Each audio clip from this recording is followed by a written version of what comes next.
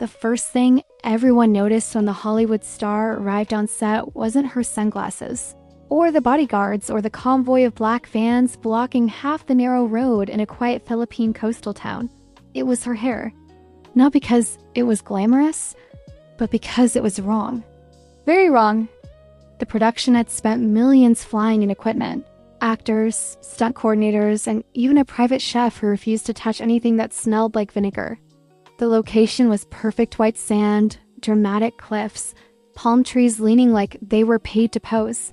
The locals watched from a distance, curious but polite, whispering among themselves.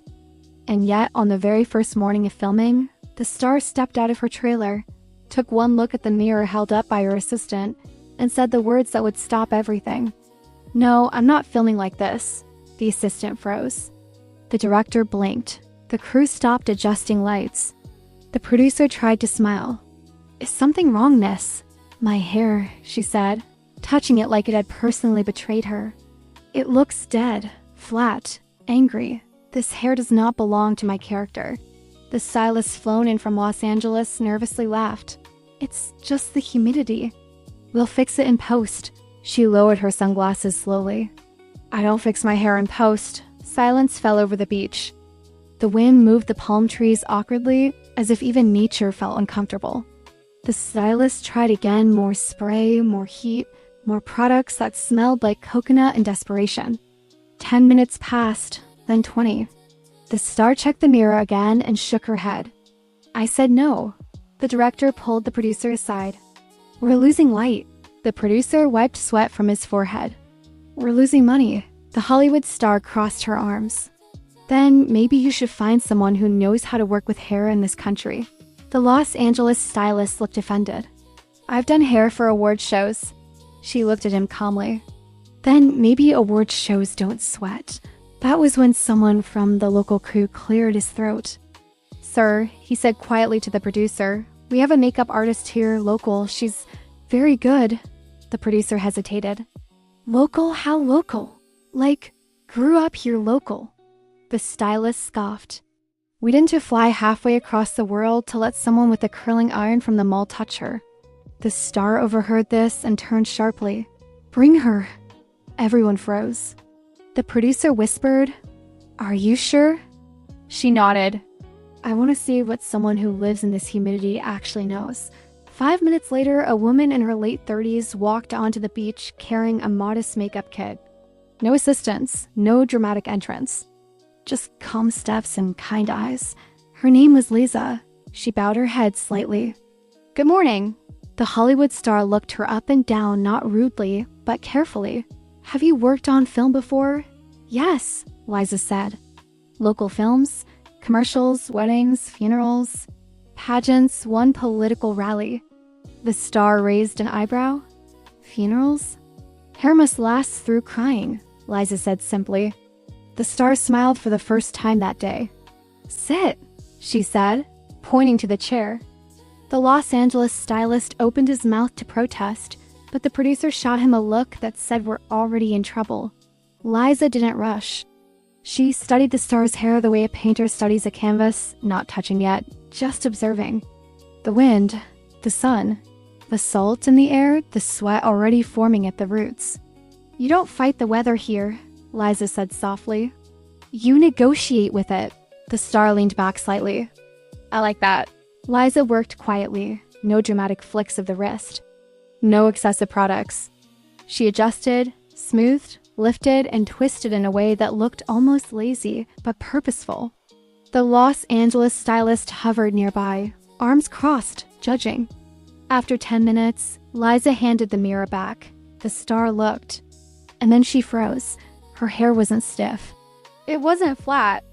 It moved naturally, framing her face like it belonged there, as if the wind and humidity had agreed to cooperate instead of attack. "This," the star said slowly, "is exactly how she would wear her hair." The director blinked. "She?" "My character," the star replied. "She's not fighting the place. She's part of it." The producer exhaled like a man saved from drowning. The Los Angeles stylist stared in disbelief. Filming resumed immediately, and something shifted. The star kept asking for Liza between takes. Small adjustments, advice, opinions. Would a woman like her tie her hair back here? Does this scene feel too polished? Would the sun do this to someone's skin? Liza answered honestly. Sometimes she said yes, sometimes no. The star liked that. By lunchtime, they were sitting together under a shade tent, sharing mango slices from a plastic container.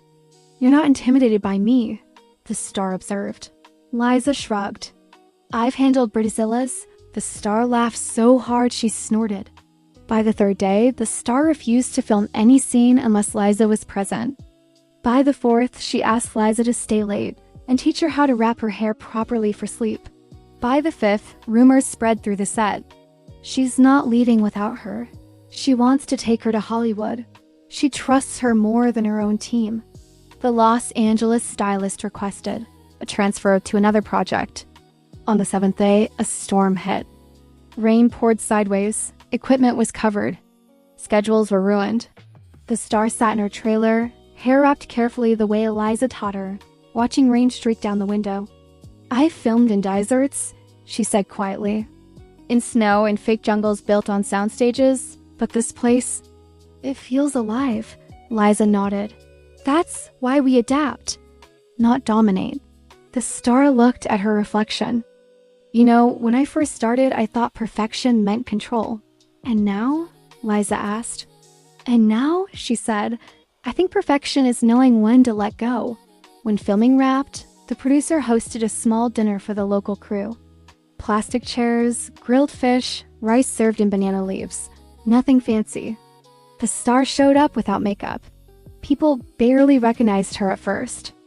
She raised her glass. I came here thinking I knew what beauty looked like. She gestured toward Liza. Turns out, I needed someone who understood it better than I ever did. The crew applauded. Liza looked embarrassed. 2 weeks later, back in Los Angeles, the film studio sent an email. They wanted Liza flown in for reshoots. The star replied herself. She's not an option, she wrote. She's essential. When the movie premiered, critics praised the authenticity, the realism, the way the lead character seemed grounded, human, untouched by artificial glamour. In interviews, the star was asked about the transformation. She smiled. I stopped fighting my hair, they laughed. She didn't explain further. But in a quiet town across the ocean, a Filipino makeup artist continued her work styling brides, grieving families, nervous debutantes unaware that she had changed not just to film, but the way a Hollywood star understood beauty. And every time the humidity rose and hair threatened to misbehave, someone somewhere remembered the lesson. You don't conquer a place like the Philippines. You listen to it,